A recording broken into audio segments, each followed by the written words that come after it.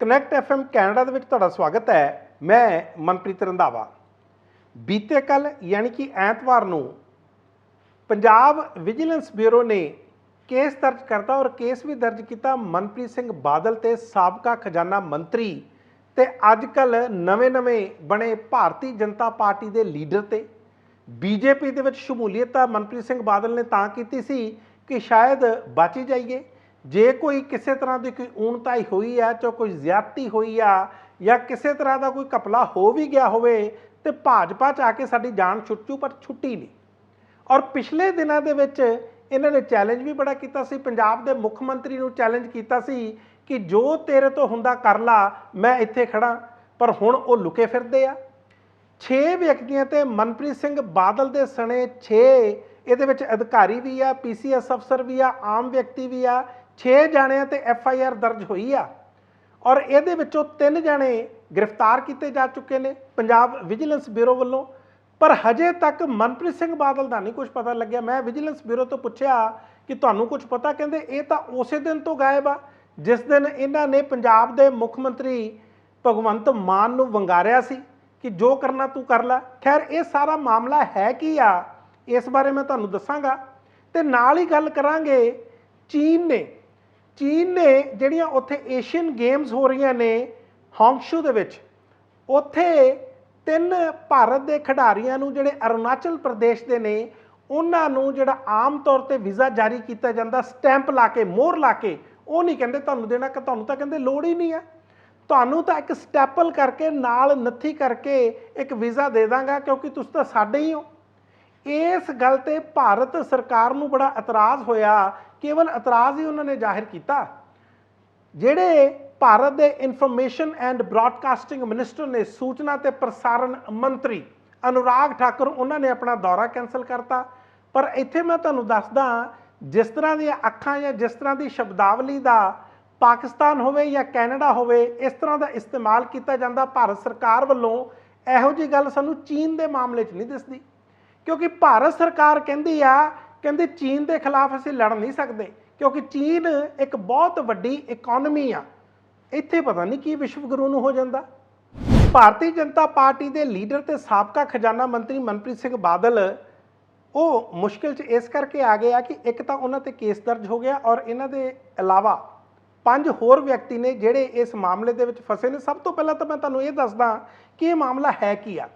ਮਾਮਲਾ ਮਨਪ੍ਰੀਤ ਸਿੰਘ ਬਾਦਲ ਤੇ ਇਹ ਆ ਕਿ ਇਹਨਾਂ ਨੇ ਬਠਿੰਡਾ ਡਿਵੈਲਪਮੈਂਟ ਅਥਾਰਟੀ ਇਸ ਦੇ ਰੈਕਟਸ ਦੇ ਨਾਲ, ਇਸ ਦੇ ਦਸਤਾਵੇਜ਼ਾਂ ਦੇ ਨਾਲ ਛੇੜਛਾੜ ਕਰਕੇ ਧੋਖੇ ਨਾਲ 2 ਪਲਾਟ ਹਾਸਿਲ ਕੀਤੇ ਆ। ਇਹ ਇੱਕ ਮਾਮਲਾ।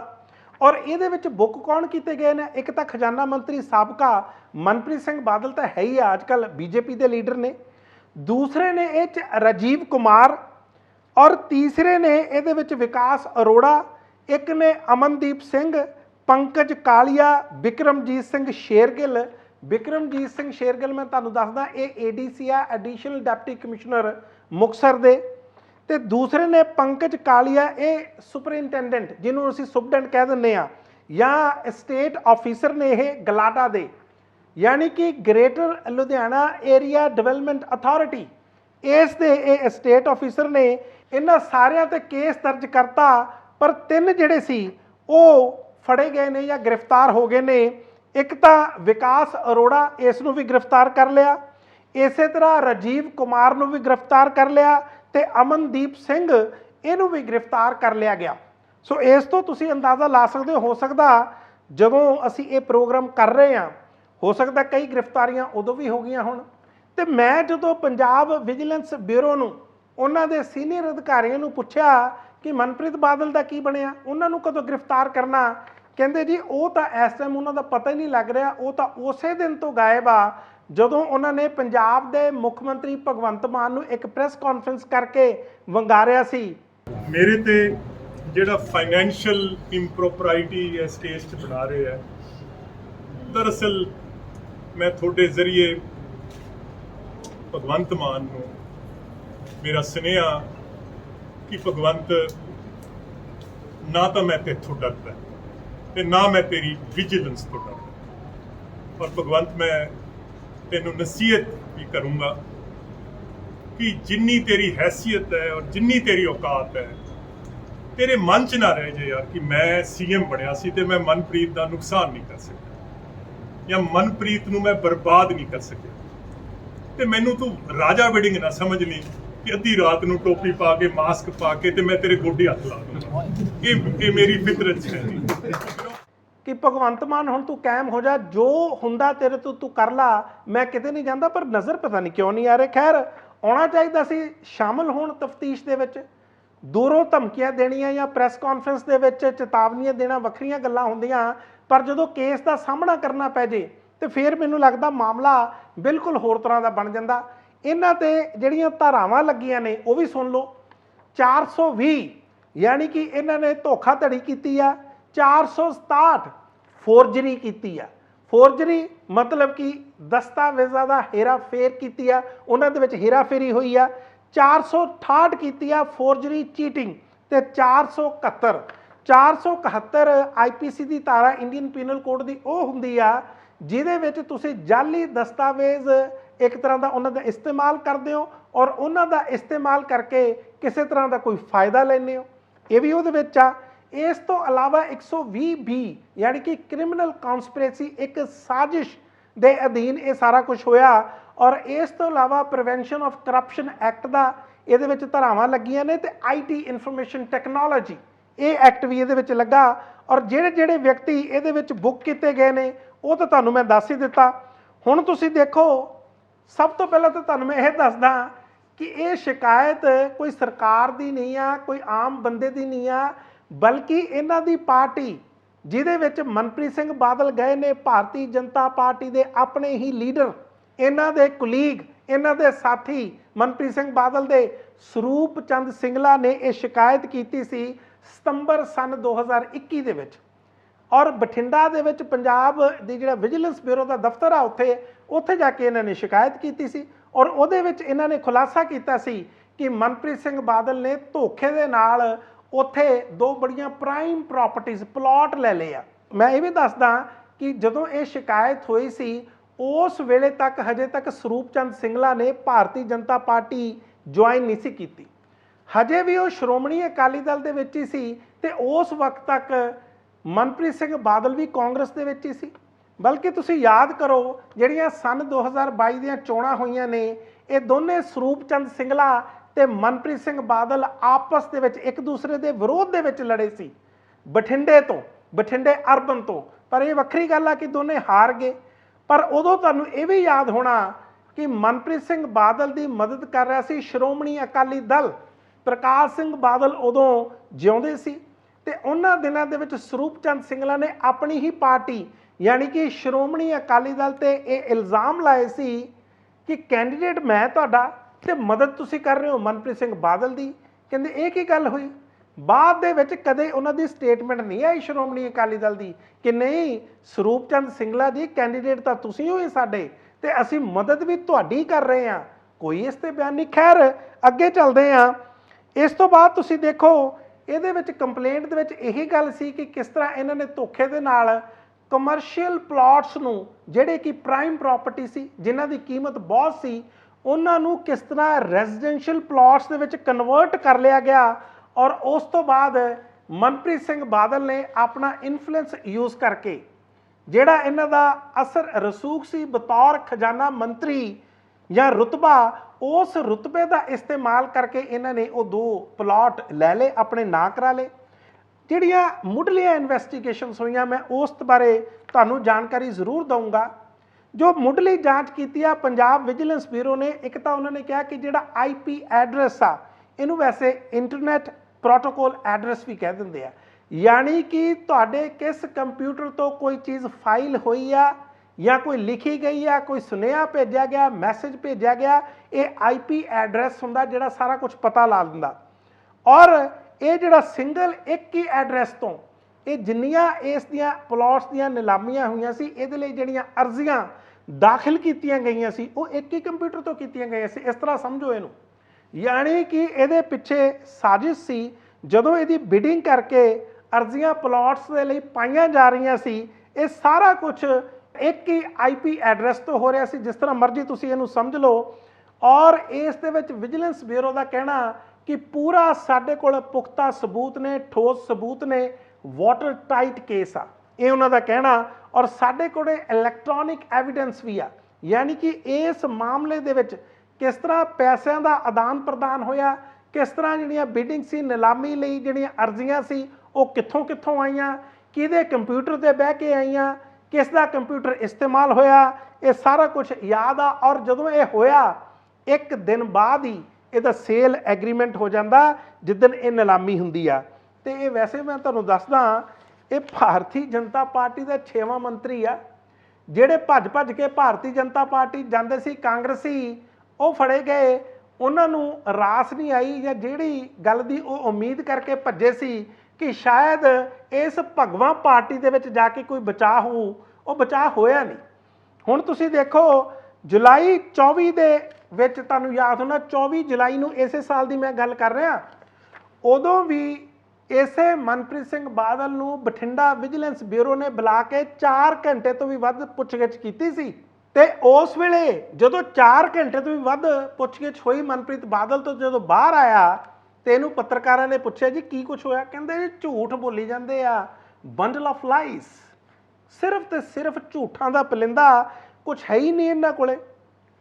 ਔਰ ਉਸ ਤੋਂ ਬਾਅਦ ਤੁਸੀਂ ਦੇਖੋ ਬੀਤੇ ਸ਼ੁੱਕਰਵਾਰ ਇਹੀ ਮਨਪ੍ਰੀਤ ਬਾਦਲ ਇੱਕ ਅਰਜ਼ੀ ਲਾਉਂਦੇ ਨੇ ਡਿਸਟ੍ਰਿਕਟ ਕੋਰਟ ਦੇ ਵਿੱਚ। ਡਿਸਟ੍ਰਿਕਟ ਕੋਰਟ ਦੇ ਵਿੱਚ ਜਾ ਕੇ ਕਹਿੰਦੇ ਆ ਕਿ ਇਹ ਸਾਰਾ ਕੁਝ ਜਿਹੜਾ ਉਹ ਮੇਰੇ ਖਿਲਾਫ ਇੱਕ ਤਰ੍ਹਾਂ ਦੀ ਬਦਲੇ ਦੀ ਰਾਜਨੀਤੀ ਹੋ ਰਹੀ ਆ, ਵੈਂਡੇਟਾ ਪੋਲਿਟਿਕਸ ਹੋ ਰਹੀ ਆ, ਇਸ ਕਰਕੇ। ਔਰ ਦੂਸਰੀ ਗੱਲ, ਇਹਨਾਂ ਦੇ ਵਕੀਲ ਨੇ ਉੱਥੇ ਇੱਕ ਹੋਰ ਤਰਕ ਵੀ ਦਿੱਤਾ, ਕਹਿੰਦੇ ਜੀ ਤੁਸੀਂ ਪੁਰਾਣੇ ਪੰਜਾਬ ਦੇ ਮੁੱਖ ਮੰਤਰੀ ਭਗਵੰਤ ਮਾਨ ਦੇ ਬਿਆਨ ਦੇਖ ਲਓ, ਉਹ ਇਹਨਾਂ ਨੇ ਜਮ੍ਹਾਂ ਵੀ ਕਰਾਏ ਆ, ਕਿਸ ਤਰ੍ਹਾਂ ਮੈਨੂੰ ਧਮਕੀਆਂ ਦੇ ਰਹੇ ਨੇ, ਧਮਕੀਆਂ ਦੇ ਰਹੇ ਨੇ ਕਿ ਤੈਨੂੰ ਮੈਂ ਜੇਲ੍ਹ 'ਚ ਬੰਦ ਕਰ ਦੇਣਾ। ਤਾਂ ਤੁਸੀਂ ਯਾਦ ਕਰ ਲਓ ਜਿਹੜੇ ਸਾਬਕਾ ਮੁੱਖ ਮੰਤਰੀ ਕੈਪਟਨ ਅਮਰਿੰਦਰ ਸਿੰਘ ਦੀਆਂ ਧਮਕੀਆਂ ਹੋਣ, ਤੇ ਚਾਹੇ ਸਾਬਕਾ ਡਿਪਟੀ ਚੀਫ ਮਿਨਿਸਟਰ ਰਹੇ ਨੇ ਸ਼੍ਰੋਮਣੀ ਅਕਾਲੀ ਦਲ ਦੇ ਸੁਖਬੀਰ ਸਿੰਘ ਬਾਦਲ ਦੀਆਂ ਹੁਣ ਧਮਕੀਆਂ ਤਾਂ ਆਉਂਦੀਆਂ ਰਹਿੰਦੀਆਂ ਨੇ। ਤੇ ਧਮਕੀਆਂ ਕਰਕੇ ਕੋਈ ਕਿਸੇ ਨੂੰ ਬੰਦ ਨਹੀਂ ਕਰ ਸਕਦਾ ਜਿੰਨੀ ਦੇਰ ਤੱਕ ਉਸ ਕੋਲੇ ਕੋਈ ਪੁਖਤਾ ਸਬੂਤ ਨਹੀਂ ਹੋਣਗੇ। ਤੇ ਜੇ ਸਬੂਤ ਨਾ ਹੋਏ ਤਾਂ ਫਿਰ ਇਹ ਜੇ ਕੇਸ ਫੇਲ ਹੋ ਜਾਊਗਾ ਤੇ ਤੁਸੀਂ ਬਿਹਤਰ ਸਮਝ ਸਕਦੇ ਹੋ ਕਿ ਇਹਨਾਂ ਕੇਸਾਂ ਦਾ ਬਣਾਊਗਾ ਕੀ। ਖੈਰ ਥੋੜਾ ਜਿਹਾ ਹੋਰ ਘੋਖ ਕਰਦੇ ਆ ਕਿ ਇਹ ਪੜਤਾਲ ਦੇ ਵਿੱਚ ਹੋਇਆ ਕੀ ਆ। ਮਨਪ੍ਰੀਤ ਸਿੰਘ ਬਾਦਲ ਖਜ਼ਾਨਾ ਮੰਤਰੀ ਸੀ ਸਨ 2018 ਤੋਂ ਲੈ ਕੇ ਸਨ 2021 ਤੱਕ, ਇਹਦੇ ਵਿੱਚ ਕੋਈ ਦੋ ਰਾਵਾਂ ਨਹੀਂ ਆ। ਤੇ ਬਠਿੰਡਾ ਡਿਵੈਲਪਮੈਂਟ ਅਥਾਰਟੀ ਦੇ ਅਫਸਰਾਂ ਤੇ ਇਹਨਾਂ ਨੇ ਕਾਫੀ ਦਬਾਅ ਪਾਇਆ, ਇਹਨਾਂ ਦਾ ਪ੍ਰਭਾਵ ਸੀ। ਔਰ ਇਹ ਜੋ ਕੁਝ ਮੈਂ ਤੁਹਾਨੂੰ ਦੱਸ ਰਿਹਾ, ਇਸ FIR ਦਾ ਫਰਸਟ ਇਨਫੋਰਮੇਸ਼ਨ ਰਿਪੋਰਟ, ਇਸ ਦਾ ਹਿੱਸਾ, ਤੇ ਜਿਹੜੀ ਮੁੱਢਲੀ ਜਾਂਚ ਹੋਈ ਆ ਉਸ ਦਾ ਇਹ ਹਿੱਸਾ। ਉਸ ਤੋਂ ਬਾਅਦ ਇਹ ਕੀ ਕਹਿੰਦੀ ਹੈ ਜਾਂਚ, ਕਹਿੰਦੇ ਸਨ 2018 'ਚ ਹੀ ਇਹ ਜਿਹੜਾ ਮਾਡਲ ਟਾਊਨ ਦਾ ਫੇਜ਼ 1 ਏਰੀਆ ਸੀ, ਉਸੇ ਟਾਈਮ ਹੀ ਸਨ 2018 ਦੇ ਵਿੱਚ ਹੀ ਇਸ ਦੀ ਸਾਰੀ ਜਿਹੜੀ ਸਾਜ਼ਿਸ਼ ਸੀ ਉਹ ਰਚ ਲਈ ਗਈ ਸੀ। ਪੂਡਾ ਦੇ ਅਧਿਕਾਰੀ ਜਿਹੜੇ ਪੰਜਾਬ ਅਰਬਨ ਡਿਵੈਲਪਮੈਂਟ ਅਥਾਰਟੀ, ਇਸ ਦੇ ਅਧਿਕਾਰੀਆਂ ਤੇ ਕਰਮਚਾਰੀਆਂ ਨੇ, ਇਹਨਾਂ ਨੇ ਜਾਲੀ ਨੰਬਰ ਜਾਰੀ ਕਰਤੇ ਇਸ ਬਠਿੰਡਾ ਡਿਵੈਲਪਮੈਂਟ ਅਥਾਰਟੀ ਦੇ ਪਲਾਟਸ ਦੇ। ਔਰ ਇਸ ਤਰ੍ਹਾਂ ਇਹਨਾਂ ਨੇ ਸਨ 2018 ਦੇ ਵਿੱਚ ਈ-ਆਕਸ਼ਨ, ਜਿਹੜੀ ਆਨਲਾਈਨ ਹੁੰਦੀ ਆ, ਈ-ਆਕਸ਼ਨ ਕਹਿ ਦਿੰਦੇ ਆ, ਔਰ ਉਸ ਦੇ ਵਿੱਚ ਜਦੋਂ ਨਿਲਾਮੀ ਕੀਤੀ ਉਹਨੂੰ ਇੱਕ ਤਰ੍ਹਾਂ ਈਵੈਂਟ ਬਣਾ ਕੇ ਦਿਖਾਈ ਦਿੱਤਾ ਕਿ ਅਸੀਂ ਤਾਂ ਦੇਖੋ ਜੀ ਨਿਲਾਮੀਆਂ ਕਰ ਰਹੇ ਹਾਂ। ਪਰ ਤੁਸੀਂ ਦੇਖੋ ਇਹ 'ਚ ਚਲਾਕੀ ਕੀ ਹੋਈ, ਇਹ ਵੀ ਤਫਤੀਸ਼ ਦਾ ਹਿੱਸਾ। ਚਲਾਕੀ ਇਹਦੇ ਵਿੱਚ ਇਹ ਕੀਤੀ ਗਈ ਕਿ ਜਦੋਂ ਇਹ ਆਨਲਾਈਨ ਆਕਸ਼ਨ ਜਾਂ ਨਿਲਾਮੀ ਕੀਤੀ ਗਈ ਕੰਪਿਊਟਰ ਦੇ ਰਾਹੀਂ, ਉੱਥੇ ਇਸ ਪੋਰਟਲ ਤੇ ਜਦੋਂ ਬੋਲੀ ਲਾਉਣੀ ਸੀ, ਸਾਰਿਆਂ ਨੇ ਬੋਲੀਆਂ ਲਾਉਣੀਆਂ ਸੀ, ਉੱਥੇ ਜਿਹੜਾ ਨਕਸ਼ਾ ਸੀ ਮਾਡਲ ਟਾਊਨ ਫੇਜ਼ 1 ਦਾ ਨਕਸ਼ਾ ਅਪਲੋਡ ਨਹੀਂ ਕੀਤਾ। ਹੁਣ ਉਹਦਾ ਫਰਕ ਕੀ ਪਿਆ, ਲੋਕਾਂ ਨੇ ਜਿਨ੍ਹਾਂ ਨੇ ਬਿਡਿੰਗ ਕਰਨੀ ਸੀ, ਜਿਨ੍ਹਾਂ ਨੇ ਬੋਲੀਆਂ ਲਾਉਣੀਆਂ ਸੀ, ਉਹਨਾਂ ਨੂੰ ਪਤਾ ਹੀ ਨਹੀਂ ਸੀ ਵੀ ਇਹ ਕਿਹੜਾ ਏਰੀਆ, ਕਿੱਥੋਂ ਦੇ ਪਲਾਟਸ ਦੀ ਗੱਲ ਕੀਤੀ ਜਾ ਰਹੀ ਆ। ਇਸੇ ਕਰਕੇ ਤੁਸੀਂ ਦੇਖੋ ਜਦੋਂ ਇਹ ਬਿਡਿੰਗ ਹੋਈ ਕਿਸੇ ਤਰ੍ਹਾਂ ਦੀ ਕੋਈ ਅਰਜ਼ੀ ਨਹੀਂ ਆਈ, ਕੋਈ ਐਪਲੀਕੇਸ਼ਨ ਹੀ ਨਹੀਂ ਆਈ, ਕਿਸੇ ਨੇ ਬੋਲੀ ਦੇ ਵਿੱਚ ਭਾਗ ਹੀ ਨਹੀਂ ਲਿਆ। ਉਸ ਤੋਂ ਬਾਅਦ ਜਦੋਂ ਫੇਰ ਦੁਬਾਰਾ ਇਸੇ ਪਲਾਟਸ ਦੀਆਂ 2 ਪਲਾਟਸ ਦੀ ਜਦੋਂ ਦੁਬਾਰਾ ਬੋਲੀ ਹੁੰਦੀ ਹੈ ਤੇ ਉਹਦੇ ਵਿੱਚ ਇਹ ਗੱਲ ਕਹੀ ਗਈ ਕਿ ਸਨ 2018 ਦੇ ਵਿੱਚ ਬੋਲੀ ਕਰਾਈ ਸੀ ਤੇ ਹੁਣ ਸਨ 2021 ਆ ਗਿਆ, ਤੇ ਕਿਉਂਕਿ ਪਹਿਲਾਂ ਵੀ ਕੋਈ ਬਿਡਿੰਗ ਨਹੀਂ ਆਈ ਸੀ। ਬਿਡਿੰਗ ਕਿਉਂ ਆਉਣੀ ਸੀ, ਕਿਵੇਂ ਆਉਣੀ ਸੀ ਜਦੋਂ ਤੁਸੀਂ ਨਕਸ਼ਾ ਹੀ ਨਹੀਂ ਅਪਲੋਡ ਕੀਤਾ। ਉਸ ਕਰਕੇ ਕਹਿੰਦੇ ਜੀ ਹੁਣ ਇਹਦੀ ਜ਼ਿਆਦਾ ਕੀਮਤ ਨਾ ਵਧਾਈ ਜਾਵੇ। ਔਰ ਤੁਹਾਨੂੰ ਮੈਂ ਇਹਦੇ ਵਿੱਚ ਇਹ ਵੀ ਦੱਸਦਾ कि ये ਜਿਹੜੇ ਪਲਾਟ ਨੇ, ਇੱਕ ਹੈ 725 ਨੰਬਰ ਸੀ ਪਲਾਟ, ਇਹ 560 ਗਜ ਦਾ ਪਲਾਟ ਆ। ਦੂਸਰਾ ਹੈ 726 ਨੰਬਰ ਪਲਾਟ, ਇਹ 1000 ਗਜ ਦਾ ਪਲਾਟ ਆ। ਤੇ ਇਹ ਕਿਉਂਕਿ ਕਮਰਸ਼ੀਅਲ ਸੀ ਤੇ ਇਹਨਾਂ ਨੂੰ ਬਦਲ ਕੇ ਰੈਜ਼ੀਡੈਂਸ਼ੀਅਲ ਕਰ ਲਿਆ ਗਿਆ, ਰਿਹਾਇਸ਼ੀ ਕਰ ਲਿਆ ਗਿਆ, ਰੇਟ ਘਟਾ ਲਏ ਗਏ। ਲੱਖਾਂ ਰੁਪਏ ਦਾ ਨੁਕਸਾਨ ਕੀਤਾ ਇਸ ਮਾਮਲੇ ਦੇ ਵਿੱਚ। ਤੇ ਹੁਣ ਤੁਸੀਂ ਆਪ ਦੇਖੋ। ਅੱਛਾ, ਇੱਕ ਹੋਰ ਗੱਲ ਆਈ ਆ ਤਫਤੀਸ਼ ਦੇ ਵਿੱਚ, ਉਹ ਵੀ ਮੈਂ ਤੁਹਾਡੇ ਨਾਲ ਸਾਂਝੀ ਕਰ ਲਾਂ। ਇੱਥੋਂ ਤੱਕ ਕੀ ਹੈ ਕਿ ਇਹ ਜਿਹੜੇ 3 ਬੰਦੇ ਸੀ, ਇਹ ਜਿੰਨੇ ਸਾਰੇ ਸੀ, ਇਹ ਮਨਪ੍ਰੀਤ ਬਾਦਲ ਦੀ ਆਪਣੀ ਟੀਮ ਸੀ। ਇਹ ਸਾਰਾ ਤਫਤੀਸ਼ ਦੇ ਵਿੱਚ ਦੱਸਿਆ ਜਾ ਰਿਹਾ। ਔਰ ਇਹਨਾਂ ਦੇ ਜਾਣਕਾਰ ਸੀ। ਜਦੋਂ ਇਹਨਾਂ ਨੇ ਪਲਾਟ ਲੈ ਲਏ ਤੇ ਜਿਹੜੀ ਇਹਨਾਂ ਨੂੰ ਪੈਸਿਆਂ ਦੀ ਅਦਾਇਗੀ ਹੋਈ ਆ, ਉਹ ਵੀ ਮਨਪ੍ਰੀਤ ਬਾਦਲ ਦੇ ਅਕਾਊਂਟ ਦੇ ਵਿੱਚੋਂ ਹੋਈ ਆ। ਉਹ ਪੈਸੇ ਇਹਨਾਂ ਨੂੰ ਟ੍ਰਾਂਸਫਰ ਕੀਤੇ ਗਏ ਨੇ। ਸੋ ਤੁਸੀਂ ਆਪ ਬਿਹਤਰ ਸਮਝ ਸਕਦੇ ਹੋ ਕਿ ਇਹ ਸਾਰਾ ਮਾਮਲਾ ਕਿਸ ਤਰ੍ਹਾਂ ਹੋਇਆ। ਆਉਣ ਵਾਲੇ ਦਿਨਾਂ ਦੇ ਵਿੱਚ ਇਸ ਮਾਮਲੇ ਦੇ ਉੱਤੇ ਅਸੀਂ ਹੋਰ ਵੀ ਖੁਲਾਸੇ ਕਰਾਂਗੇ। ਖੈਰ, ਮਨਪ੍ਰੀਤ ਬਾਦਲ ਅਦਾਲਤ ਜਾ ਕੇ ਉਹਨਾਂ ਨੂੰ ਕਿੰਨੀ ਕੁ ਰਾਹਤ ਮਿਲਦੀ ਆ, ਉਹ ਸਮਾਂ ਦੱਸੂਗਾ, ਜਾਂ ਅਦਾਲਤ ਇਸ ਦੇ ਵਿੱਚ ਉਹਨਾਂ ਨੂੰ ਕੋਈ ਅਗਲੀ ਤਰੀਕ ਦਿੰਦੀ ਆ, ਕਿਉਂਕਿ ਵਿਜੀਲੈਂਸ ਬਿਊਰੋ ਵੀ ਆਪਣਾ ਜਵਾਬ ਦੇਊਗੀ। ਔਰ ਵਿਜੀਲੈਂਸ ਬਿਊਰੋ ਨੂੰ ਹੋ ਸਕਦਾ ਮਨਪ੍ਰੀਤ ਸਿੰਘ ਬਾਦਲ ਦਾ ਰਿਮਾਂਡ ਵੀ ਚਾਹੀਦਾ ਹੋਵੇ। ਘੱਟੋ ਘੱਟ ਜਿੰਨੀ ਦੇਰ ਤੱਕ ਪੁੱਛਗਿੱਛ ਨਹੀਂ ਹੁੰਦੀ ਜਾਂ ਖੁਦ ਪੇਸ਼ ਨਹੀਂ ਹੁੰਦੇ, ਤੇ ਮਾਮਲੇ ਦੀ ਤਹਿ ਤੱਕ ਕਿਸ ਤਰ੍ਹਾਂ ਪਹੁੰਚਿਆ ਜਾਊਗਾ। ਚੀਨ ਦੇ ਵਿੱਚ ਏਸ਼ੀਅਨ ਖੇਡਾਂ ਹੋ ਰਹੀਆਂ ਨੇ, ਜਿਨ੍ਹਾਂ ਨੂੰ ਅਸੀਂ ਏਸ਼ੀਅਨ ਗੇਮਸ ਵੀ ਕਹਿੰਦੇ ਆ। 19th ਜਾਂ ਕਹਿ ਲਓ 19ਵੀਆਂ ਏਸ਼ੀਅਨ ਗੇਮਸ ਇੱਥੇ ਹੋ ਰਹੀਆਂ ਨੇ।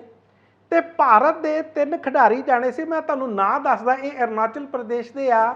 ਤੇ ਵੁਸ਼ੂ ਗੇਮ, ਵੁਸ਼ੂ ਨੂੰ ਵੈਸੇ ਜੇ ਤੁਸੀਂ ਆਪਾਂ ਸਾਰੇ ਸਮਝਦੇ ਆ, ਉਹ ਕੁੰਗ ਫੂ ਜਿਹੜੀ ਕਿ ਇੱਕ ਮਾਰਸ਼ਲ ਆਰਟ ਹੁੰਦੀ ਆ, ਉਸ ਦੇ ਇਹ ਖਿਡਾਰੀ ਆ। ਅਰੁਣਾਚਲ ਪ੍ਰਦੇਸ਼ ਤੋਂ ਆਉਂਦੇ ਨੇ ਔਰ ਭਾਰਤ ਦਾ ਹਿੱਸਾ ਅਰੁਣਾਚਲ ਪ੍ਰਦੇਸ਼ ਆ, ਜਿਹਨੂੰ ਅਸੀਂ ਆਮ ਤੌਰ ਤੇ 7 ਸਿਸਟਰਸ ਵੀ ਕਹਿ ਦਿੰਦੇ ਆ। ਨਾਰਥ ਈਸਟ ਦੀਆਂ ਇਹ ਸਟੇਟਸ ਆ, ਉੱਥੋਂ ਦੇ ਖਿਡਾਰੀ ਆ। ਤੇ ਖਿਡਾਰੀਆਂ ਦੇ ਮੈਂ ਤੁਹਾਨੂੰ ਨਾਂ ਵੀ ਦੱਸਦਾ। ਇੱਕ ਦਾ ਨਾਂ ਹੈ ਮੈਂਗਪੁੰਗ ਲੈਮਗੋ, ਦੂਸਰੀ ਖਿਡਾਰਨ ਦਾ ਨਾਮ ਹੈ, ਤਿੰਨੇ ਇਹ ਮਹਿਲਾ ਖਿਡਾਰੀ ਨੇ। ਦੂਸਰੀ ਖਿਡਾਰਨ ਦਾ ਨਾਮ ਹੈ ਨੈਮਾਨ ਵਾਂਗਸ਼ੂ, ਤੇ ਤੀਸਰੀ ਆ ਓਨਲੂ ਤੇਗਾ। ਨਾਮ ਤੁਹਾਨੂੰ ਬੜੇ ਵੱਖਰੇ ਜਿਹੇ ਲੱਗ ਰਹੇ ਹੋਣਗੇ, ਪਰ ਇਹ ਸਾਡੇ ਭਾਰਤ ਦੇ ਖਿਡਾਰੀ ਆ। ਇਹ ਏਸ਼ੀਅਨ ਗੇਮਸ ਦੇ ਵਿੱਚ ਹਿੱਸਾ ਲੈਣ ਜਾਣਾ ਚਾਹੁੰਦੇ ਸੀ, ਪਰ ਜਦੋਂ ਇਹਨਾਂ ਨੂੰ ਪਤਾ ਲੱਗਦਾ ਕਿ ਇਹਨਾਂ ਦੇ ਪਾਸਪੋਰਟ ਤੇ ਜਿਹੜੀ ਕਿ ਆਮ ਤੌਰ ਤੇ ਅਮੂਮਨ ਇੱਕ ਪੇਸਟ ਕੀਤਾ ਜਾਂਦਾ, ਵੀਜ਼ਾ ਪੇਸਟ ਕੀਤਾ ਜਾਂਦਾ ਜਾਂ ਮੋਹਰ ਲੱਗਦੀ ਆ, ਸਟੈਂਪ ਲੱਗਦੀ ਆ, ਉਹ ਨਹੀਂ ਲਾਈ ਚੀਨ ਦੀ ਐਮਬੈਸੀ ਨੇ, ਬਲਕਿ ਇਹਨਾਂ ਉੱਤੇ ਇੱਕ ਕਾਗਜ਼ ਸਟੈਪਲ ਕਰ ਦਿੱਤਾ ਗਿਆ, ਨੱਥੀ ਕਰ ਦਿੱਤਾ ਗਿਆ। ਕਹਿੰਦੇ ਤੁਹਾਨੂੰ ਤਾਂ ਲੋੜ ਹੀ ਨਹੀਂ, ਤੁਸੀਂ ਤਾਂ ਬਸ ਇਹਦੇ ਨਾਲ ਚਲੇ ਜਾਓ, ਕਿਉਂਕਿ ਅਰੁਣਾਚਲ ਪ੍ਰਦੇਸ਼ ਸਾਡਾ ਹੀ ਹਿੱਸਾ। ਜਦੋਂ ਇਹ ਗੱਲ ਭਾਰਤ ਨੂੰ ਲੱਗੀ ਪਤਾ, ਤੇ ਉਹਨਾਂ ਨੂੰ ਪਤਾ ਲੱਗ ਗਿਆ ਕਿ ਸਾਰਾ ਕੁਝ ਗੜਬੜ ਆ, ਤੇ ਫਿਰ ਉਹਨਾਂ ਨੇ ਇਹਨਾਂ ਖਿਡਾਰੀਆਂ ਨੂੰ ਜਾਣ ਨਹੀਂ ਦਿੱਤਾ, ਬਲਕਿ ਉਹਨਾਂ ਨੇ ਕਿਹਾ ਕਿ ਸਾਨੂੰ ਵੀਜ਼ਾ ਨਹੀਂ ਦਿੱਤੇ। ਤੇ ਇਸ ਤੋਂ ਬਾਅਦ ਅਨੁਰਾਗ ਠਾਕੁਰ, ਉਹਨਾਂ ਨੇ ਚੀਨ ਦੇ ਦੌਰੇ ਤੇ ਜਾਣਾ ਸੀ। ਚੀਨ ਦਾ ਦੌਰਾ ਉਹਨਾਂ ਨੇ, ਕਿਉਂਕਿ ਉੱਥੇ ਇੱਕ ਬਿਜ਼ਨਸ ਮੀਟਿੰਗ ਸੀ, ਇਨਫੋਰਮੇਸ਼ਨ ਬ੍ਰੌਡਕਾਸਟਿੰਗ ਮਿਨਿਸਟਰ ਨੇ ਉਹ, ਪਰ ਉਹ ਚੀਨ ਦਾ ਦੌਰਾ ਇਹਨਾਂ ਨੇ ਕੈਂਸਲ ਕਰਤਾ। ਅੱਛਾ, ਇਹ ਪਹਿਲਾ ਇਨਸੀਡੈਂਟ ਨਹੀਂ ਆ। 27 ਜੁਲਾਈ ਨੂੰ ਵਰਲਡ ਯੂਨੀਵਰਸਿਟੀ ਗੇਮ ਸੀ ਚੀਨ ਦੇ ਵਿੱਚ ਹੀ, ਸ਼ੌਂਗਦੋ ਦੇ ਵਿੱਚ। ਉੱਥੇ ਵੀ ਇਸੇ ਤਰ੍ਹਾਂ ਇਹਨਾਂ ਖਿਡਾਰਨਾਂ ਨੇ ਜਾਣਾ ਸੀ। ਉਦੋਂ ਵੀ ਇਹੀ ਮਾਮਲਾ ਉੱਠਿਆ, ਉਦੋਂ ਵੀ ਰੌਲਾ ਪੈ ਗਿਆ। ਇਹ ਖਿਡਾਰਨਾਂ ਉਦੋਂ ਵੀ ਨਹੀਂ ਸੀ ਜਾ ਸਕੀਆਂ। ਔਰ ਇਹ ਪਹਿਲਾ ਮਾਮਲਾ ਵੀ ਨਹੀਂ ਹੈ, ਦੂਸਰਾ ਵੀ ਨਹੀਂ ਹੈ। ਇਸ ਤੋਂ ਪਹਿਲਾਂ ਸਨ 2007 ਦੇ ਵਿੱਚ, ਸਨ 2011 ਦੇ ਵਿੱਚ IAS ਆਫੀਸਰਸ, ਸਿਵਲ ਸਰਵੈਂਟਸ ਨੇ ਜਾਣਾ ਸੀ ਪੂਰੇ ਭਾਰਤ ਦੇ ਵਿੱਚੋਂ, ਜਿਨ੍ਹਾਂ ਨੇ ਜਾ ਕੇ ਚੀਨ ਦੇ ਵਿੱਚ ਉੱਥੇ ਆਪਣਾ ਯਾਤਰਾ ਦਾ ਪ੍ਰੋਗਰਾਮ ਕਰਨਾ ਸੀ। ਉੱਥੇ ਕੋਈ ਸੈਮੀਨਾਰ ਵੀ ਸੀ, ਕਈ ਤਰ੍ਹਾਂ ਦੇ ਇਸ ਤਰ੍ਹਾਂ ਦੇ ਪ੍ਰੋਗਰਾਮ ਹੁੰਦੇ ਆ। ਪਰ ਜਦੋਂ IAS ਅਫਸਰ ਜਿਹੜੇ ਅਰੁਣਾਚਲ ਪ੍ਰਦੇਸ਼ ਤੋਂ ਆਉਂਦੇ ਸੀ, ਉਹਨਾਂ ਨੂੰ ਵੀਜ਼ਾ ਦੇਣ ਤੋਂ ਇਨਕਾਰ ਕਰਤਾ ਔਰ ਚੀਨ ਨੇ ਕਿਹਾ ਕਿ ਵੀਜ਼ੇ ਦੀ ਕੋਈ ਲੋੜ ਨਹੀਂ ਆ, ਤੁਸੀਂ ਇਸੇ ਤਰ੍ਹਾਂ ਆ ਜਾਓ। ਉਦੋਂ ਫਿਰ ਦੌਰਾ ਕੈਂਸਲ ਹੋਇਆ। ਤੇ ਹੁਣ ਭਾਰਤ ਨੇ ਕਿਹਾ ਕਿ ਅਸੀਂ ਆਪਣਾ ਦੌਰਾ ਕੈਂਸਲ ਕਰਦੇ ਹਾਂ, ਜਾਂ ਭਾਰਤ ਨੇ ਵਿਰੋਧ ਜਤਾਇਆ। ਇਹ ਸਾਰੇ ਮੈਂ ਤੁਹਾਨੂੰ ਇਨਸੀਡੈਂਟ ਇਸ ਕਰਕੇ ਦੱਸ ਰਿਹਾ ਕਿ ਜਦੋਂ ਚੀਨ ਦਾ ਮਾਮਲਾ ਆਉਂਦਾ ਤੇ ਭਾਰਤ ਇੰਨਾ ਕਮਜ਼ੋਰ ਕਿਉਂ ਪੈ ਜਾਂਦਾ। ਕੇਵਲ ਇਹੀ ਗੱਲ ਕਿਉਂ ਕਹਿੰਦਾ ਕਿ ਇਸ ਦਾ ਵਿਰੋਧ ਜਤਾਉਂਦੇ ਆ। ਇੱਥੇ ਕਿਉਂ ਜਿਹੜੇ ਚੀਨ ਤੋਂ ਆਉਂਦੇ ਨੇ, ਕਿਉਂਕਿ ਚੀਨ ਦੇ ਨਾਲ ਵੀ ਸਾਡਾ ਬਿਜ਼ਨਸ ਆ, ਉਹਨਾਂ ਦੇ ਵੀਜ਼ੇ ਕਿਉਂ ਨਹੀਂ ਬੰਦ ਕੀਤੇ? ਕੈਨੇਡਾ ਦੇ ਤਾਂ ਤੁਸੀਂ ਮਿੰਟ 'ਚ ਬੰਦ ਕਰਤੇ। ਕੀ ਚੀਨ ਦੇ ਲਈ ਮਾਪਦੰਡ ਸਾਡੇ ਵੱਖਰੇ ਨੇ? ਤੁਸੀਂ ਯਾਦ ਕਰੋ, ਇਸ ਤੋਂ ਪਹਿਲਾਂ ਵੀ ਜਦੋਂ ਮਾਮਲਾ ਉੱਠਿਆ ਸੀ ਕਿ ਚੀਨ ਨੇ ਭਾਰਤ ਦੀ ਟੈਰੀਟਰੀ ਉੱਤੇ ਹਮਲਾ ਕੀਤਾ, ਜਾਂ ਟੈਰੀਟਰੀ ਆ ਜਿਹੜੀ ਭਾਰਤ ਦੀ ਜਿਹੜੀ ਜ਼ਮੀਨ ਆ, ਧਰਤੀ ਆ, ਉਹ ਰੋਕ ਲਈ ਆ। ਸਨ 2022 ਦੇ ਵਿੱਚ 200 ਤੋਂ ਵੱਧ ਐਪਲੀਕੇਸ਼ਨ, ਜਿਨ੍ਹਾਂ ਨੂੰ ਅਸੀਂ ਐਪਸ ਕਹਿੰਦੇ ਆ, ਉਹ ਬੰਦ ਕਰਤੀਆਂ ਸੀ। सन 2020 ਦੇ ਵਿੱਚ 59 ਐਪਸ ਬੰਦ ਕਰਤੀਆਂ ਸੀ। ਕਿ ਇਹੀ ਤਰੀਕਾ, ਇਸੇ ਤਰੀਕੇ ਦੇ ਨਾਲ ਅਸੀਂ ਇੱਕ ਦੂਸਰੇ ਨਾਲ ਨਜਿੱਠਦੇ ਹਾਂ, ਕੋਈ ਹੋਰ ਤਰੀਕਾ ਨਹੀਂ। ਉਸ ਤੋਂ ਬਾਅਦ ਪਤਾ ਲੱਗਦਾ ਕਿ ਇਹ ਤਰੀਕਾ ਇਸ ਕਰਕੇ ਆ। ਤੇ ਜੇ ਤੁਸੀਂ ਇੰਟਰਵਿਊ ਦੇਖੋ, ਯਾਦ ਕਰੋ, ਸੁਬਰਾਮਨਿਅਮ ਜੈ ਸ਼ੰਕਰ ਨੇ, ਜਿਨ੍ਹਾਂ ਨੂੰ ਐਸ ਜੈ ਸ਼ੰਕਰ ਕਿਹਾ ਜਾਂਦਾ, ਉਹ ਸਾਡੇ ਭਾਰਤ ਦੇ ਵਿਦੇਸ਼ ਮੰਤਰੀ ਆ। ਉਹਨਾਂ ਦੀ ਪਿਛਲੇ ਦਿਨਾਂ ਦੇ ਵਿੱਚ ANI, ਉਹ ਉਹਨਾਂ ਦੀ ਇੰਟਰਵਿਊ ਕਰ ਰਹੇ ਸੀ। ਤੇ ANI ਨੂੰ ਇੰਟਰਵਿਊ ਜਦੋਂ ਦੇ ਰਹੇ ਸੀ ਤੇ ਪੱਤਰਕਾਰ ਨੇ ਪੁੱਛਿਆ ਕਿ ਚੀਨ ਦੇ ਸਾਹਮਣੇ ਅਸੀਂ ਇੰਨੇ ਕਮਜ਼ੋਰ ਕਿਉਂ ਪੈ ਜਾਂਦੇ ਹਾਂ, ਜਾਂ ਅਸੀਂ ਉਸ ਹਿਸਾਬ ਦੇ ਨਾਲ ਰਿਐਕਟ ਕਿਉਂ ਨਹੀਂ ਕਰਦੇ, ਰਿਸਪੌਂਸ ਕਿਉਂ ਨਹੀਂ ਦਿੰਦੇ। ਤੇ ਇਸੇ ਮੰਤਰੀ ਦਾ, ਜਿਹੜੇ ਭਾਰਤੀ ਜਨਤਾ ਪਾਰਟੀ ਦੇ ਨੇ ਜਾਂ ਸਾਡੇ ਵਿਦੇਸ਼ ਮੰਤਰੀ ਨੇ, ਇਹ ਕਹਿੰਦੇ ਚੀਨ ਇੱਕ ਬਹੁਤ ਵੱਡੀ ਇਕਨੋਮਿਕ ਪਾਵਰ ਆ, ਇਹਦੀ ਆਰਥਿਕ ਵਿਵਸਥਾ ਭਾਰਤ ਨਾਲੋਂ ਬਹੁਤ ਵੱਡੀ ਆ, ਤੇ ਅਸੀਂ ਇਹਨਾਂ ਨਾਲ ਲੜਨ ਦਾ ਜਾਂ ਇਹਨਾਂ ਨਾਲ ਭਿੜਨ ਦਾ, ਟਕਰਾਅ ਕਰਨ ਦਾ ਕੋਈ ਜੋਖਮ ਨਹੀਂ ਉਠਾ ਸਕਦੇ, ਕਿਸੇ ਤਰ੍ਹਾਂ ਦਾ ਜੋਖਮ ਨਹੀਂ ਅਸੀਂ ਚੱਕ ਸਕਦੇ, ਕੋਈ ਖਤਰਾ ਅਸੀਂ ਮੁੱਲ ਨਹੀਂ ਲੈ ਸਕਦੇ। ਤੇ ਇਹ ਸਾਡਾ ਐਟੀਟਿਊਡ ਆ। ਤੇ ਬਾਅਦ ਦੇ ਵਿੱਚ ਰਾਹੁਲ ਗਾਂਧੀ, ਜਿਹੜੇ ਮੈਂਬਰ ਪਾਰਲੀਮੈਂਟ ਨੇ ਕਾਂਗਰਸ ਦੇ, ਉਹਨਾਂ ਦਾ ਬਿਆਨ ਆਇਆ ਸੀ ਕਿ ਇਹ ਤੁਹਾਡੀ ਕੋਈ ਕੂਟਨੀਤੀ ਨਹੀਂ ਹੈ, ਕੋਈ ਡਿਪਲੋਮੈਟਿਕ ਸਟ੍ਰੈਟਜੀ ਨਹੀਂ ਹੈ, ਬਲਕਿ ਤੁਸੀਂ ਚੀਨ ਤੋਂ ਡਰਦੇ ਹੋ। ਔਰ ਤੁਸੀਂ ਯਾਦ ਕਰੋ, ਜਦੋਂ ਰਾਹੁਲ ਗਾਂਧੀ ਹਜੇ ਅਗਸਤ ਦੇ ਮਹੀਨੇ ਦੇ ਵਿੱਚ ਹੀ ਲਦਾਖ ਦੇ ਵਿੱਚ ਜਾ ਕੇ ਆਏ ਆ, ਲਦਾਖ ਦੇ ਵਿੱਚ ਜਾ ਕੇ ਵੀ ਉਹਨਾਂ ਨੇ ਕਿਹਾ ਸੀ ਕਿ ਸਾਡੀ ਕਿੰਨੇ 100 ਕਿਲੋਮੀਟਰ ਦੇ ਨਾਲ ਚੀਨ ਨੇ ਸਾਡੀ ਜ਼ਮੀਨ ਦੱਬੀ ਹੋਈ ਆ, ਸਾਡੀ ਜ਼ਮੀਨ ਤੇ ਕਬਜ਼ਾ ਕੀਤਾ ਹੋਇਆ। ਬਲਕਿ ਉਹਨਾਂ ਨੇ ਤਾਂ ਇਹ ਵੀ ਕਿਹਾ ਸੀ ਕਿੰਨੇ ਸਾਡੇ ਪੈਟਰੋਲਿੰਗ ਸਟੇਸ਼ਨਸ ਨੇ ਜਿੱਥੇ ਭਾਰਤੀ ਫੌਜ ਪੈਟਰੋਲ ਨਹੀਂ ਕਰ ਸਕਦੀ, ਇਹ ਵੀ ਗੱਲ ਉਹਨਾਂ ਨੇ ਕਿਹਾ ਸੀ। ਪਰ ਉਸ ਤੋਂ ਬਾਅਦ ਭਾਰਤ ਦਾ ਜਿਹੜਾ ਨਜ਼ਰੀਆ ਉਹ ਕਦੇ ਵੀ ਨਹੀਂ ਖੁੱਲ੍ਹ ਕੇ ਸਾਹਮਣੇ ਆਇਆ, ਬਲਕਿ ਭਾਰਤ ਦੇ ਪ੍ਰਧਾਨ ਮੰਤਰੀ ਨੂੰ ਵੀ ਕਿਹਾ ਸੀ ਕਿ ਤੁਸੀਂ ਕੁਝ ਆਪਣਾ ਇਸ ਉੱਤੇ ਸਟੇਟਮੈਂਟ ਦਿਓ, ਕੋਈ ਬਿਆਨ ਦਿਓ। ਕੋਈ ਬਿਆਨ ਨਹੀਂ ਸਾਡਾ ਸਾਹਮਣੇ ਆਉਂਦਾ। ਕੀ ਹੋ ਜਾਂਦਾ ਭਾਰਤ ਨੂੰ ਜਦੋਂ ਚੀਨ ਹੁੰਦਾ। ਖੈਰ, ਅੱਗੇ ਆਉਨੇ ਆ। ਇਸ ਤੋਂ ਬਾਅਦ ਤੁਸੀਂ ਇੱਕ ਚੀਜ਼ ਹੋਰ ਦੇਖੋ, ਕਿੰਨਾ ਫਰਕ ਆ ਜਿਹੜੀਆਂ ਸਾਡੀਆਂ ਸਟ੍ਰੈਟਜੀਜ਼ ਆ। ਤੁਸੀਂ ਯਾਦ ਕਰੋ, ਗੁਰਪਤਵੰਤ ਸਿੰਘ ਪੰਨੂ ਦਾ ਪਿਛਲੇ ਦਿਨਾਂ ਦੇ ਵਿੱਚ ਇੱਕ ਪ੍ਰਾਈਵੇਟ ਚੈਨਲ, ਇੱਕ ਪ੍ਰਾਈਵੇਟ ਅਦਾਰਾ ਉਹਨਾਂ ਦਾ ਇੰਟਰਵਿਊ ਕਰਦਾ, ਤੇ ਉਸ ਤੋਂ ਬਾਅਦ ਅਚਾਨਕ ਅਗਲੇ ਹੀ ਦਿਨ ਬਲਕਿ ਇਸੇ ਅਨੁਰਾਗ ਠਾਕੁਰ ਦੀ ਇੱਕ ਐਡਵਾਈਜ਼ਰੀ ਆ ਜਾਂਦੀ ਹੈ, ਕਿਉਂਕਿ ਇਨਫੋਰਮੇਸ਼ਨ ਬ੍ਰੌਡਕਾਸਟਿੰਗ ਮਿਨਿਸਟਰ ਨੇ, ਕਹਿੰਦੇ ਨੇ ਕਿ ਅੱਜ ਤੋਂ ਬਾਅਦ ਇਸ ਤਰ੍ਹਾਂ ਦੇ ਕਿਸੇ ਵੀ ਵਿਅਕਤੀ ਨੂੰ ਮੀਡੀਆ ਆਪਣਾ ਪਲੇਟਫਾਰਮ, ਆਪਣਾ ਮੰਚ ਦੇਣ ਤੋਂ ਗੁਰੇਜ਼ ਕਰੇ ਜਿਹੜੇ ਵਿਅਕਤੀਆਂ ਨੇ ਕਿਸੇ ਤਰ੍ਹਾਂ ਦਾ ਕੋਈ ਟੈਰਰਿਸਟ ਐਕਟੀਵਿਟੀਜ਼ ਦੇ ਵਿੱਚ ਇਨਵੋਲਡ ਆ, ਜਾਂ ਜਿਨ੍ਹਾਂ ਤੇ ਬਹੁਤ ਸੰਗੀਨ ਦੋਸ਼ ਨੇ, ਜਾਂ ਜੋ ਭਾਰਤ ਦੇ ਇੰਟਰਸਟ ਦੇ ਖਿਲਾਫ ਕੰਮ ਕਰ ਰਹੇ ਨੇ। ਤੇ ਫਿਰ ਮੈਨੂੰ ਯਾਦ ਆ ਗਿਆ ਕਿ ਲਾਰੈਂਸ ਬਿਸ਼ਨੋਈ, ਹੁਣ ਤੁਸੀਂ ਯਾਦ ਕਰੋ, ਲਾਰੈਂਸ ਬਿਸ਼ਨੋਈ ਪੰਜਾਬ ਦੀ ਜੇਲ੍ਹ ਦੇ ਵਿੱਚ ਬੰਦ ਆ। 15 ਮਾਰਚ ਤੇ 17 ਮਾਰਚ ਨੂੰ ਇਸ ਲਾਰੈਂਸ ਬਿਸ਼ਨੋਈ ਦਾ, ਜਿਹਨੂੰ ਇੱਕ ਡਰੈਡਡ ਗੈਂਗਸਟਰ ਕਿਹਾ ਜਾਂਦਾ, ਮੰਨਿਆ ਜਾਂਦਾ, ਜਿਸ ਤੇ ਇੰਨੇ ਕੇਸ ਦਰਜ ਆ, ਉਸ ਵਿਅਕਤੀ ਦਾ, ਉਸ ਗੈਂਗਸਟਰ ਦਾ ਵੀ ਇਸੇ ਤਰ੍ਹਾਂ ਦੇ ਜੇਲ੍ਹ 'ਚੋਂ ਇੰਟਰਵਿਊ ਹੁੰਦਾ। ਔਰ ਅੱਜ ਤੱਕ ਪੰਜਾਬ ਪੁਲਿਸ ਪਤਾ ਨਹੀਂ ਲਾ ਸਕੀ ਕਿ ਇਹਦਾ ਇੰਟਰਵਿਊ ਕਿਹਨੇ ਕੀਤਾ, ਕਿੱਥੇ ਕੀਤਾ। ਮੈਨੂੰ ਯਾਦ ਹੈ DGP ਪੰਜਾਬ ਦੇ ਕੁਲਦੀਪ ਸਿੰਘ ਨੇ, ਉਹਨਾਂ ਨੇ ਇਹਦੀ ਇਨਕੁਆਇਰੀ ਕਰਨੀ ਸੀ, ਅੱਜ ਤੱਕ ਇਨਕੁਆਇਰੀ ਪੂਰੀ ਨਹੀਂ ਹੋਈ, ਸਾਨੂੰ ਪਤਾ ਨਹੀਂ ਲੱਗਾ।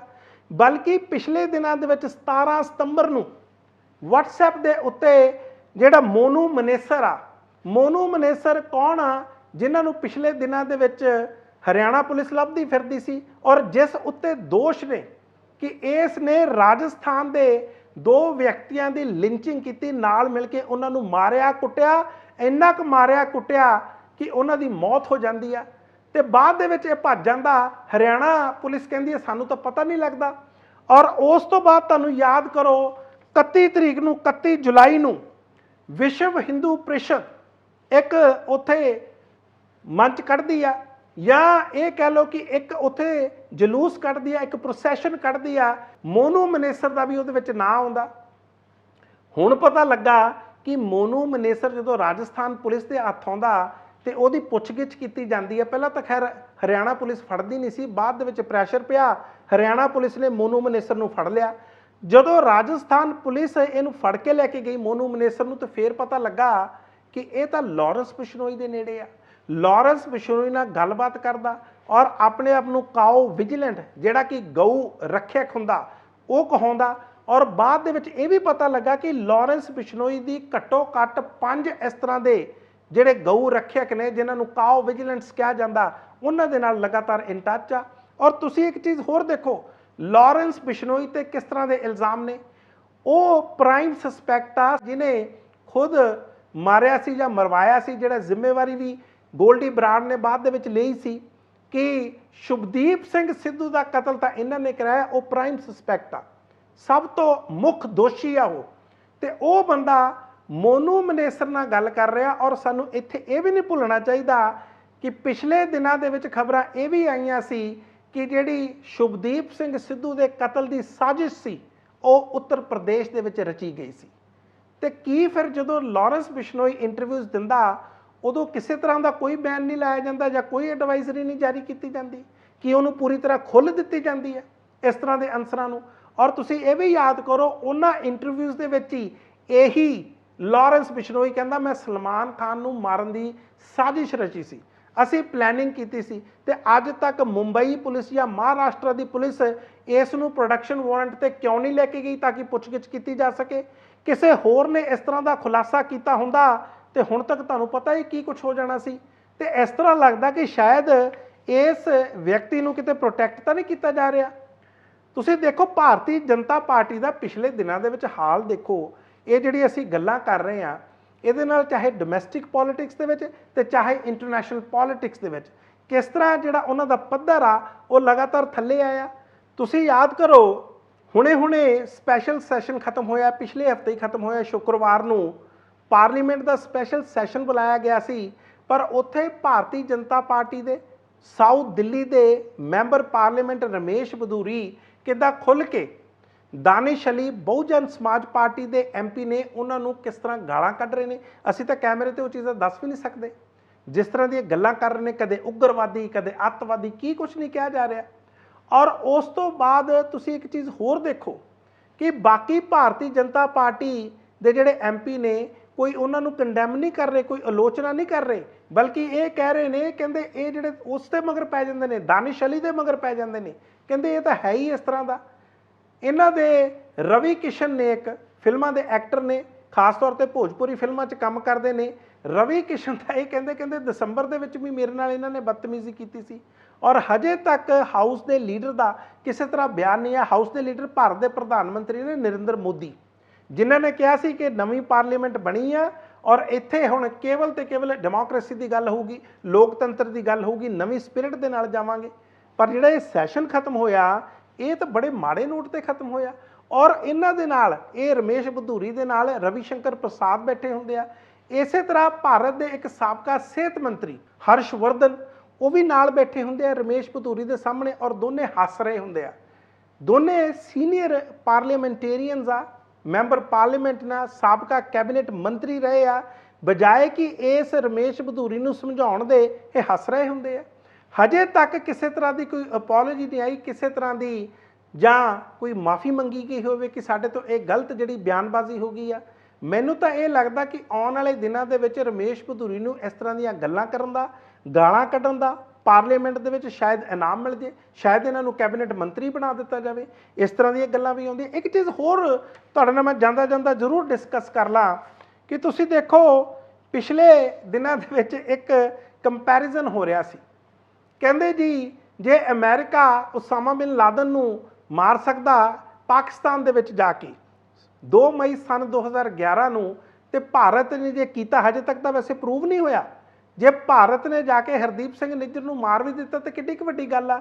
ਸ਼ਾਇਦ ਇਹਨਾਂ ਲੋਕਾਂ ਨੂੰ ਇਹ ਨਹੀਂ ਪਤਾ ਕਿ ਇਹਨਾਂ ਕੇਸਾਂ ਦੇ ਵਿੱਚ ਕਿੰਨਾ ਫਰਕ ਆ। ਪਹਿਲੀ ਗੱਲ, ਭਾਰਤ ਜਿਹੜਾ ਹਮੇਸ਼ਾ ਇੱਕ ਹਾਈ ਮੋਰਲ ਗਰਾਊਂਡ ਲੈਂਦਾ ਸੀ। ਅਮਰੀਕਾ ਦੀ ਜੇ ਤੁਸੀਂ ਹਿਸਟਰੀ ਦੇਖੋ ਤੇ ਕਿੰਨੇ ਇਸ ਤਰ੍ਹਾਂ ਦੀਆਂ ਗੱਲਾਂ ਨੇ। ਆਪਾਂ ਵੈਪਨਸ ਆਫ ਮਾਸ ਡਿਸਟਰਕਸ਼ਨ ਦੀ ਗੱਲ ਕਰਨੇ ਆ, WMD, ਅੱਜ ਤੱਕ ਇਰਾਕ ਤੋਂ ਜਾਂ ਕਿਤੋਂ ਨਹੀਂ ਮਿਲੇ। ਔਰ ਉਸ ਤੋਂ ਬਾਅਦ ਤੁਹਾਨੂੰ ਸਾਰਿਆਂ ਨੂੰ ਪਤਾ ਕਿ ਕਿਸ ਤਰ੍ਹਾਂ ਅਮਰੀਕਾ ਦੀ ਪੂਰੀ ਦੁਨੀਆ ਦੇ ਵਿੱਚ ਆਲੋਚਨਾ ਹੋਈ ਸੀ ਕਿ ਕਿਸ ਤਰ੍ਹਾਂ ਇਹਨਾਂ ਨੇ ਇਰਾਕ ਤੇ ਹਮਲਾ ਕਰਤਾ, ਕਿਸ ਤਰ੍ਹਾਂ ਇਹਨਾਂ ਨੇ ਸਦਾਮ ਹੁਸੈਨ ਨੂੰ ਆਪਣੇ ਆਪ ਹੀ ਉੱਥੇ ਫਾਂਸੀ ਲਾਤਾ। ਤੇ ਉਹ ਜਿਹੜੀ ਹਾਈ ਮੋਰਲ ਗਰਾਊਂਡ ਸੀ, ਜਿਹੜੇ ਬਾਕੀ ਲੈਂਦੇ ਸੀ ਉਹ ਸਾਰੇ ਲੈਂਦੇ ਸੀ, ਅਸੀਂ ਵੀ ਲੈਂਦੇ ਸੀ, ਬਲਕਿ ਉਹਨਾਂ ਦੀ ਆਲੋਚਨਾ ਹੁੰਦੀ ਸੀ। ਤੇ ਜਦੋਂ ਤੁਸੀਂ ਇਸ ਤਰ੍ਹਾਂ ਦੇ ਕੰਮ ਜੇ ਕੱਲ ਨੂੰ ਪ੍ਰੂਵ ਹੋ ਜਾਂਦੇ ਨੇ, ਉਹ ਕਿਸ ਤਰ੍ਹਾਂ ਕਰੋਗੇ। ਉਸਾਮਾ ਬਿਨ ਲਾਦਨ ਉਹ ਵਿਅਕਤੀ ਸੀ ਅਲ-ਕਾਇਦਾ ਦਾ ਜਿਹਨੇ ਵਰਲਡ ਟ੍ਰੇਡ ਸੈਂਟਰਸ ਦੇ ਵਿੱਚ ਜਿਹੜਾ ਹਮਲਾ ਹੋਇਆ ਸੀ, 3000 ਤੋਂ ਵੱਧ ਲੋਕ ਮਾਰੇ ਗਏ ਸੀ, ਉਹਦੀ ਜ਼ਿੰਮੇਵਾਰੀ ਲਈ ਸੀ। ਔਰ ਇਹ ਕਿਹਾ ਸੀ ਕਿ ਮੈਂ ਇਹ ਕੰਮ ਫੇਰ ਦੁਬਾਰਾ ਕਰੂੰਗਾ। ਔਰ ਪਾਕਿਸਤਾਨ ਦੇ ਵਿੱਚ ਅਬੋਤਾਬਾਦ ਦੇ ਵਿੱਚ ਲੁੱਕ ਕੇ ਰਹਿੰਦਾ ਸੀ, ਉਹ ਵੱਡਾ ਸਾਰਾ ਕਿਲਾ ਬਣਾ ਕੇ, ਉੱਚੀਆਂ ਉੱਚੀਆਂ ਕੰਧਾਂ ਸੀ ਉਹਦੀਆਂ, ਉਹ ਤੁਸੀਂ ਸਾਰਾ ਕੁਝ ਦੇਖਿਆ। ਉਸ ਤੋਂ ਬਾਅਦ ਅਮਰੀਕਾ ਨੇ, ਪਰ ਉਸ ਨੂੰ ਕਿਸੇ ਨੇ ਜਸਟੀਫਾਈ ਨਹੀਂ ਸੀ ਕੀਤਾ ਕਿ ਇਹ ਠੀਕ ਕੀਤਾ ਗਿਆ। ਤੇ ਜੇ ਅਸੀਂ ਇਹ ਚੀਜ਼ਾਂ ਜਸਟੀਫਾਈ ਕਰਨ ਲੱਗ ਜਾਾਂਗੇ ਤੇ ਫਿਰ ਇਹ ਗੱਲ ਕਿੱਥੇ ਖੜੇਗੀ। ਹਰਦੀਪ ਸਿੰਘ ਨਿੱਜਰ ਦੂਸਰੇ ਪਾਸੇ, ਹਰਦੀਪ ਸਿੰਘ ਨਿੱਜਰ ਬਿਲਕੁਲ ਕ੍ਰਿਮੀਨਲ ਹੋ ਸਕਦਾ, ਉਹਦੀ ਐਕਸਟ੍ਰੈਡੀਸ਼ਨ ਮੰਗਣੀ ਚਾਹੀਦੀ ਸੀ, ਕਾਨੂੰਨ ਦੇ ਹਿਸਾਬ ਦੇ ਨਾਲ ਉਹਨੂੰ ਅਦਾਲਤ ਦੇ ਵਿੱਚ ਟਰਾਈ ਕਰਨਾ ਚਾਹੀਦਾ ਸੀ, ਟਰਾਇਲ ਉਹਦਾ ਹੋਣਾ ਚਾਹੀਦਾ ਸੀ। ਇਸ ਤੋਂ ਕੋਈ ਇਨਕਾਰ ਨਹੀਂ ਕਰ ਰਿਹਾ, ਨਾ ਇਹਦੇ ਵਿੱਚ ਕਿਸੇ ਤਰ੍ਹਾਂ ਦੀਆਂ ਦੋ ਰਾਵਾਂ ਨੇ। ਪਰ ਜਦੋਂ ਤੁਸੀਂ ਇਸ ਤਰ੍ਹਾਂ ਦੇ ਮਾਮਲਿਆਂ ਨੂੰ ਜਿਨ੍ਹਾਂ ਦਾ ਆਪਸ ਦੇ ਵਿੱਚ ਮੈਚ ਨਹੀਂ ਆ, ਔਰ ਵੈਸੇ ਵੀ ਅਮਰੀਕਾ ਦਾ ਲਗਾਤਾਰ ਅਫਗਾਨਿਸਤਾਨ ਦੇ ਵਿੱਚ ਕੌਨਫਲਿਕਟ ਚੱਲ ਰਿਹਾ ਸੀ ਔਰ ਹੋਰ ਵੀ ਕਈ ਦੇਸ਼ਾਂ ਦੇ ਵਿੱਚ ਚੱਲ ਰਿਹਾ ਸੀ ਜਿੱਥੇ ਉਹ ਇਸਲਾਮਿਸਟ ਦੇ ਨਾਲ ਸਿੱਧੇ ਡਾਇਰੈਕਟ ਕੌਨਫਲਿਕਟ ਦੇ ਵਿੱਚ ਸੀ। ਇੱਥੇ ਤਾਂ ਹਰਦੀਪ ਸਿੰਘ ਨਿੱਜਰ ਜਾਂ ਜਿਸ ਕਮਿਊਨਿਟੀ ਤੋਂ ਆਉਂਦੇ ਨੇ, ਜਿਸ ਭਾਈਚਾਰੇ, ਉਹਦੇ ਨਾਲ ਕਿਸੇ ਤਰ੍ਹਾਂ ਦਾ ਕੋਈ ਕੌਨਫਲਿਕਟ ਨਹੀਂ ਹੈ। ਔਰ ਐਕਸਟ੍ਰੈਡੀਸ਼ਨ ਜਿਸ ਤਰ੍ਹਾਂ ਮੈਂ ਤੁਹਾਨੂੰ ਕਿਹਾ ਉਹ ਮੰਗੀ ਜਾ ਸਕਦੀ ਸੀ, ਔਰ ਨਾ ਉਹ ਅੰਡਰਗਰਾਊਂਡ ਸੀ, ਨਾ ਉਹ ਲੁੱਕ ਕੇ ਰਹਿੰਦਾ ਸੀ। ਕਹਿਣ ਦਾ ਮਤਲਬ ਮੈਂ ਸਿਰਫ ਤੇ ਸਿਰਫ ਤੁਹਾਨੂੰ ਸਰਕਮਸਟੈਂਸਿਸ ਦੱਸ ਰਿਹਾ। ਕੋਈ ਵੀ ਕਿੱਡਾ ਕ੍ਰਿਮੀਨਲ ਹੋਵੇ, ਆਖਿਰਕਾਰ ਉਹਨੂੰ ਮੰਗਿਆ ਜਾਂਦਾ। ਹੁਣ ਤੁਸੀਂ ਦੇਖੋ ਇਹਦਾ ਟਰੈਕ ਰੈਕਡ ਕੀ ਆ। ਸਾਡੇ ਆਪਣੇ ਪੰਜਾਬ ਦੇ ਵਿੱਚ ਕਿੰਨੀਆਂ ਐਕਸਟਰਾ ਜੁਡੀਸ਼ੀਅਲ ਕਿਲਿੰਗਸ ਹੋਈਆਂ, ਅੱਜ ਵੀ ਸਾਨੂੰ ਯਾਦ ਆ। ਹੁਣੇ ਥੋੜੇ ਦਿਨ ਪਹਿਲਾਂ 15 ਸਤੰਬਰ ਨੂੰ ਆਰ.ਕੇ. ਗੁਪਤਾ ਦੀ CBI ਦੀ ਕੋਰਟ ਨੇ 3 ਪੁਲਿਸ ਅਫਸਰਾਂ ਨੂੰ ਐਕਸਟਰਾ ਜੁਡੀਸ਼ੀਅਲ ਕਿਲਿੰਗਸ ਕਰਕੇ, ਜਿਹੜੀ ਉਹਨਾਂ ਨੇ 1992 31 ਸਾਲ ਪਹਿਲਾਂ ਕੀਤੀ ਸੀ, ਉਮਰ ਕੈਦ ਦੀ ਸਜ਼ਾ ਦਿੱਤੀ ਆ। ਔਰ ਇਹਨਾਂ ਦਿਨਾਂ ਦੇ ਵਿੱਚ ਹਜੇ ਵੀ ਕਈ ਕੇਸ ਪੈਂਡਿੰਗਸ ਨੇ। ਕਿਉਂ ਅਸੀਂ ਇਹਨਾਂ ਚੀਜ਼ਾਂ ਤੋਂ ਡਰਦੇ ਹਾਂ? ਤਾਂ ਕਿ ਅਸੀਂ ਆਪਣੀ ਆਵਾਜ਼ ਬੁਲੰਦ ਕਰੀਏ ਕਿ ਐਕਸਟਰਾ ਜੁਡੀਸ਼ੀਅਲ ਕਿਲਿੰਗ, ਕਿਸੇ ਨੂੰ ਇਸ ਤਰ੍ਹਾਂ ਹੀ ਮਾਰ ਦੇਣਾ, ਇਹ ਨਹੀਂ ਹੋਣਾ ਚਾਹੀਦਾ। ਕਾਨੂੰਨ ਦੀ ਪ੍ਰਕਿਰਿਆ ਦਾ ਫੋਲੋ ਕਰੋ। ਜੇ ਤੁਸੀਂ ਸਿਰਫ ਇਸ ਤਰ੍ਹਾਂ ਦੀਆਂ ਘਟਨਾਵਾਂ ਨੂੰ ਇਸ ਤਰ੍ਹਾਂ ਕਰਨ ਲੱਗ ਜਾਓਗੇ ਜਾਂ ਉਹਨਾਂ ਨੂੰ ਜਸਟੀਫਾਈ ਕਰਨ ਲੱਗ ਜਾਵਾਂਗੇ ਤਾਂ ਫਿਰ ਅਸੀਂ ਕਾਨੂੰਨ ਮੰਗ ਹੀ ਨਹੀਂ ਸਕਦੇ। ਜਿਹਨੂੰ ਮਰਜ਼ੀ ਜਿਹੜੇ ਵੇਲੇ ਮਰਜ਼ੀ ਕੋਈ ਵੀ ਆ ਕੇ ਮਾਰ ਜੇ। ਤੇ ਜੇ ਅੱਜ ਇਹਨੂੰ ਜਸਟੀਫਾਈ ਕਰਾਂਗੇ, ਕੱਲ੍ਹ ਨੂੰ ਫਿਰ ਹੋਰ ਜਿਹੜੀਆਂ ਬਹੁਤ ਸਾਰੇ ਕਤਲ ਹੋਣਗੇ ਉਹਨਾਂ ਨੂੰ ਵੀ ਜਸਟੀਫਾਈ ਕਰਨਾ ਪਊਗਾ, ਕਦੇ ਸਾਨੂੰ ਚੁੱਪ ਵੀ ਰਹਿਣਾ ਪਊਗਾ। ਸੋ ਇਸ ਕਰਕੇ ਇਹ ਜਿਹੜੇ ਮਾਮਲੇ ਨੇ ਇਹ ਆਪਣੇ ਆਪ ਦੇ ਵਿੱਚ ਬੜੇ ਪਚੀਦਾ ਮਾਮਲੇ ਨੇ। ਸਿਰਫ ਇਹ ਕਹਿਣ ਦੇ ਨਾਲ ਕਿ ਠੀਕ ਆ, ਇਹ ਤਾਂ ਵੱਖਰੀ ਗੱਲ ਆ ਕਿ ਹਜੇ ਤੱਕ ਭਾਰਤ ਤੇ ਇਹ ਪ੍ਰੂਵ ਨਹੀਂ ਹੋਇਆ ਕਿ ਕੈਨੇਡਾ ਕਿਸ ਤਰ੍ਹਾਂ ਦੇ ਸਬੂਤ ਦਿੰਦਾ, ਕਿਸ ਤਰ੍ਹਾਂ ਦੇ ਸਬੂਤ ਉਹ ਸਾਂਝੇ ਕਰਦਾ। ਹਾਲਾਂਕਿ ਪਿਛਲੇ ਦਿਨਾਂ ਦੇ ਵਿੱਚ ਇਹ ਵੀ ਹੁਣ ਗੱਲ ਸਾਫ਼ ਹੋ ਗਈ ਆ ਕਿ ਅਮਰੀਕਾ ਨੇ ਹੀ ਕੈਨੇਡਾ ਨੂੰ ਸਾਰੀ ਇਨਫੋਰਮੇਸ਼ਨ ਦਿੱਤੀ ਸੀ। ਉਹਨਾਂ ਨੇ ਹੀ ਦੱਸਿਆ ਸੀ ਕਿ ਕਿਸ ਤਰ੍ਹਾਂ ਇਹ ਸਾਰਾ ਕੁਝ ਹੋਇਆ। ਹਾਲਾਂਕਿ ਉਹਨਾਂ ਨੂੰ ਪਹਿਲਾਂ ਨਹੀਂ ਸੀ ਪਤਾ। ਨਿਊਯਾਰਕ ਟਾਈਮਸ ਇਹ ਉਹਦੀ ਸਾਰੀ ਰਿਪੋਰਟ ਆ। ਇਸੇ ਤਰ੍ਹਾਂ ਫਾਈਨੈਂਸ਼ੀਅਲ ਟਾਈਮਸ ਦੇ ਵਿੱਚ ਵੀ ਇਸ ਤਰ੍ਹਾਂ ਦੀ ਰਿਪੋਰਟ ਆਈ ਆ, ਉਹ 'ਚ ਵੀ ਤੁਸੀਂ ਪੜ੍ਹ ਸਕਦੇ ਹੋ। ਲੇਕਿਨ ਜਿਹੜਾ ਕਾਨੂੰਨ ਦਾ ਇੱਕ ਰਾਜ ਹੋਣਾ ਚਾਹੀਦਾ, ਕਾਨੂੰਨ ਵਿਵਸਥਾ ਹੋਣੀ ਚਾਹੀਦੀ ਹੈ ਔਰ ਮੁਲਕਾਂ ਨੂੰ ਖੜੇ ਹੋਣਾ ਚਾਹੀਦਾ। ਜੇ ਕਿਸੇ ਨੇ ਇੱਕ ਗਲਤੀ ਕੀਤੀ ਹੈ ਜਾਂ ਦੋ ਗਲਤੀਆਂ ਕੀਤੀਆਂ, ਉਹਨਾਂ ਦੀਆਂ ਦੋ ਗਲਤੀਆਂ ਮਿਲ ਕੇ ਕੋਈ ਇੱਕ ਗਲਤੀ ਠੀਕ ਨਹੀਂ ਹੋ ਜਾਂਦੀ, ਇਹ ਕੋਈ ਠੀਕ ਨਹੀਂ ਕਰਦੀ। ਸੋ ਇਸ ਕਰਕੇ ਇਸ ਉੱਤੇ ਧਿਆਨ ਦੇਣ ਦੀ ਲੋੜ ਆ। ਤੁਸੀਂ ਦੇਖ ਰਹੇ ਸੀ ਕਨੈਕਟ ਸ਼ੀਸ਼ਾ, ਮੈਂ ਮਨਪ੍ਰੀਤ ਰੰਧਾਵਾ। ਜਾਣ ਤੋਂ ਪਹਿਲਾਂ ਇੱਕ ਛੋਟੀ ਜਿਹੀ ਗੁਜ਼ਾਰਿਸ਼ ਕਿ ਤੁਸੀਂ ਸਾਡੇ ਇਸ ਪ੍ਰੋਗਰਾਮ ਨੂੰ ਵੱਧ ਤੋਂ ਵੱਧ ਸ਼ੇਅਰ ਕਰੋ, ਲਾਈਕ ਕਰੋ, ਇਸ ਚੈਨਲ ਨੂੰ ਸਬਸਕ੍ਰਾਈਬ ਕਰੋ, ਤਾਂ ਕਿ ਇਹ ਜਿਹੜਾ ਸਾਡਾ ਚੈਨਲ ਆ ਜਾਂ ਸਾਡਾ ਪ੍ਰੋਗਰਾਮ ਆ ਉਹ ਵੱਧ ਤੋਂ ਵੱਧ ਲੋਕਾਂ ਤੱਕ ਪਹੁੰਚ ਸਕੇ।